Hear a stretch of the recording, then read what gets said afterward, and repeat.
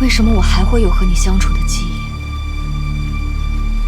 如果我们的命运已经被改变了，你这次选择留下来，那你想的时空应该已经终结才对。若你与今日的我继续走下去，为什么我还会在我的过去遇见你？若没有当年的因，又何来今日的果？正如没有你，当年恐怕就不会有那块凤牌。这说明一切还在按照原来的轨迹发展。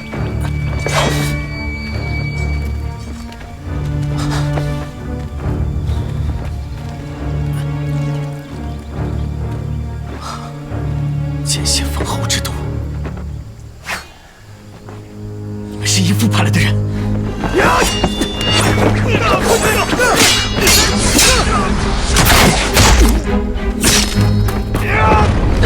小兄弟，这么紧急的事，杨副将为什么不亲自来啊？城里事务实在太多，杨副将抽不开身。可陆长公不会骑马呀，为什么不备马车呢？